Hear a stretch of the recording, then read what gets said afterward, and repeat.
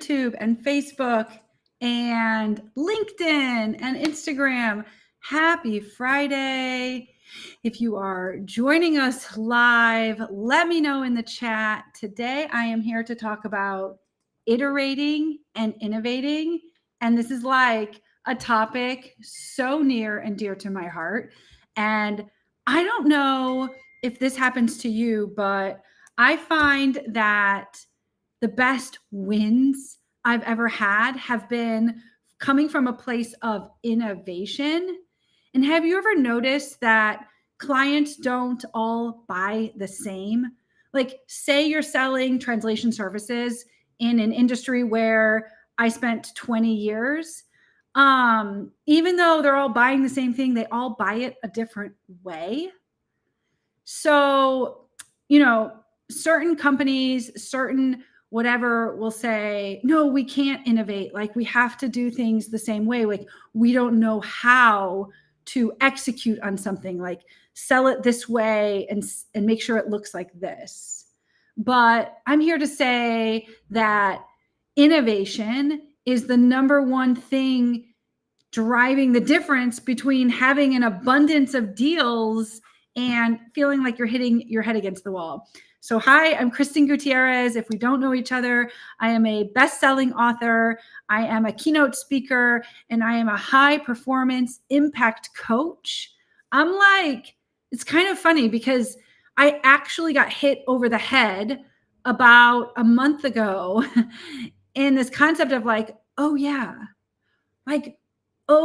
yeah, drop in the chat if you're joining us live, like where you're calling in from. And as I see comments, I will respond. But oh yeah, I won, an award on the outcomes-based framework, which you've heard me talk about at the ALC Amplify event, or you've heard me talk about other events. If you're like, I don't know what ALC Amplify is, but you've heard me talk about at other events.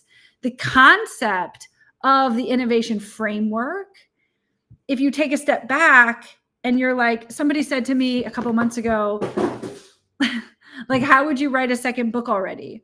Well, because writing a book is a framework. And once you master the framework of how to drive innovation at your client, when I was selling language services, and how to differentiate from the hundreds of other salespeople in the industry, once you learn the framework to writing a book, now you can rinse and repeat. And I coach on the innovation framework in my community every week as questions come up.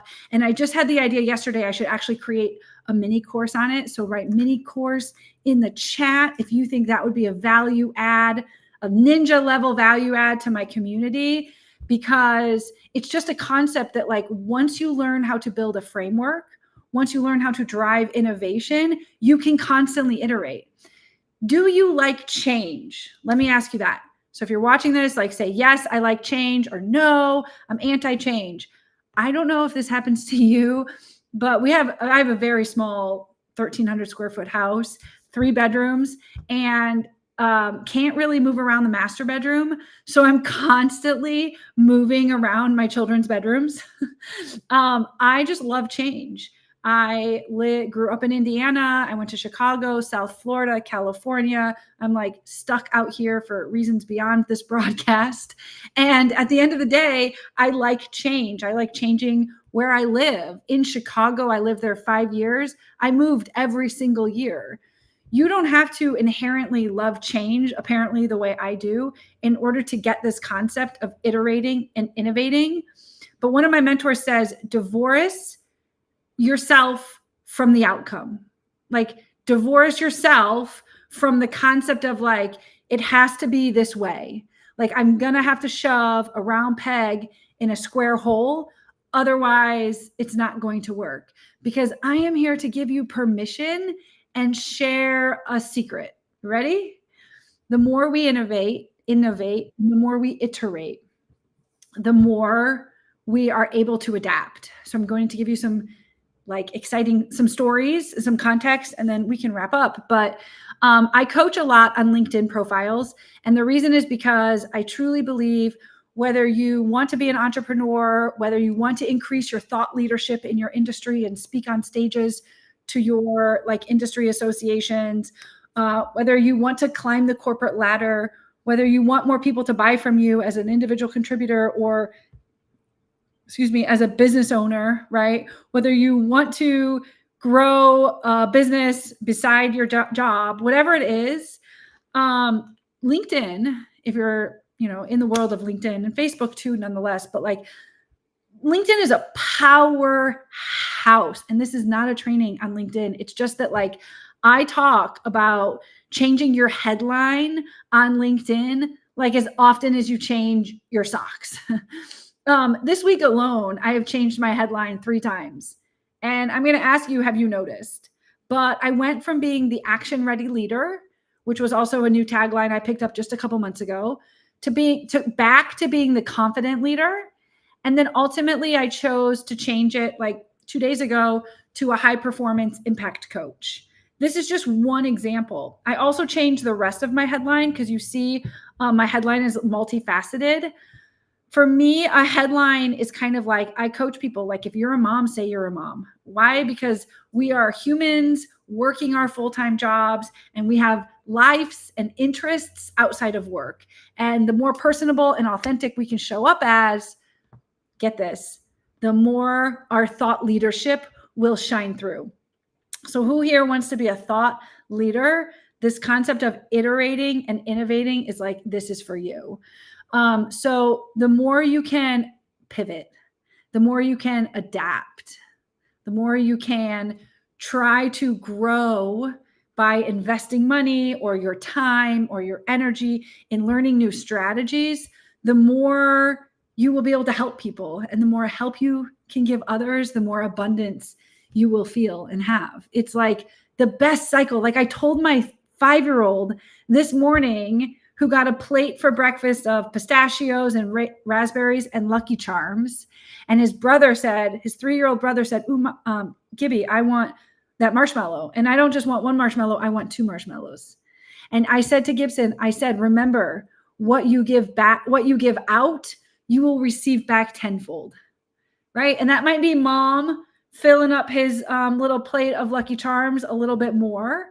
But that concept is like, the more I give, the more I receive, because the more connections I have with everybody else. And if I stayed the same, if I didn't iterate or if I didn't innovate, then I wouldn't be able to serve all of the people in this world I was meant to serve, or I wouldn't be able to serve all the clients. If I was a sales rep, I wouldn't be able to serve all the clients I was meant to serve. Because, has this ever happened to you? You get in on a prospect call, and they're buying the thing that they're buying, but they want to buy it a different way. So you start asking questions. One thing I love to do is coach entrepreneurs on sales concepts, because most entrepreneurs don't have a sales background. And this is like a ninja level skill of mine since I spent 20 years selling. So many of the concepts, whether you're selling toilet paper like my dad, he's made a fortune in northern Indiana selling paper and packaging products his whole career, right? Paper and packaging. Whereas I sold a service my whole career. So whether you're selling a service or a product, right? The concepts of being able to listen to what your prospect or client is saying to you so that you can write this down, best fit your solution to serve them. So write that down, best fit. See, a couple months ago as an entrepreneur, I was really struggling because I knew I have, as I do, a great thing. I have got a community. I have the ability to consult. I can get on stages and inspire big audiences with actionable strategies. Like I love rolling up my sleeves to do a workshop. I'm going to tell you about this workshop I just landed, which is amazing. But the thing is, I was hitting my head against the wall because it just kept feeling like I was shoving a round peg in a square hole. Do you know what I mean? It was like I had a product and I was like having calls. And if my product wasn't the right product for them, it was like, oh, I guess I can't help you, right? Or if in the translation, in like services is funny because I'm technically also selling a lot of services now. I'm selling systems that I create, which, yeah, you could call them products, and people are like buying into the community, but like there's so many other things. I had this epiphany like a month ago. There's so many other ways to iterate what I'm offering and to stop going into a call, whether it's for translation or my own coaching consulting business, with the preconceived notions that this is what they're going to buy. Right? So if you go into a call open and you set the frame of the call to say, like, why don't you tell me about yourself and what you're hoping to get out of today? Whether you're an entrepreneur or a contributor or an owner, write this down. What are you hoping to get out of today? Now you start the call on a good note because the prospect on the other end, they're telling you what they need to hear.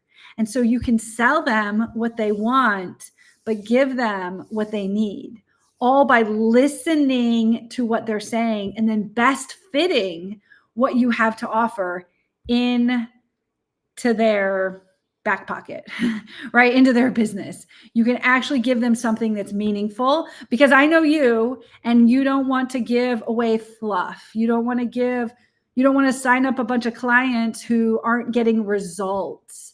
And so this is one of those ninja ways to guarantee results, because they're telling you what they want and then you're giving it to them, right? Assuming that you can deliver on the things that they need. Okay, so I just wanted to get on real quick and talk about this concept of iterating and innovating, because again, whether you're an entrepreneur or trying to be like lean in to growing beyond your role, climbing the corporate ladder, whether you're a C-level leader who just needed to hear this message that like, it's okay to iterate and innovate. We should be constantly changing up the thing that we're offering. We should look at what the world is buying. Like, who are everybody in my niche? What are they buying? Give the people who are buying the thing that they're buying. Isn't that a concept? Give them the thing that they're already buying. And when you get in the meeting with them, because now you are selling the thing that they need, you can figure out a way by asking the right questions and by having them go first and by framing the call, you can find ways to sprinkle in some pixie dust in order to, make that thing a little more reasonable for them. This is why the innovation framework worked so well, and why I was able to drop in people's DMs when they didn't know me and use my bridge and bits framework to get on the call with people to talk about localization outcomes, and then use the framework in the background. So there's a system for getting into people's DMs who don't know you. And then there's a framework for being able to deliver while you're on the prospecting call, and you're fitting the framework around whatever they need. So I hope this information is helpful. I hope you got some bits and pieces from it. But like, if you want to drive more opportunities to your business, I will leave you with this: iterate and innovate. And then drop me a DM or comment on this video or send me a WhatsApp and tell me that this strategy worked for you and how you applied it, so that I can cheer you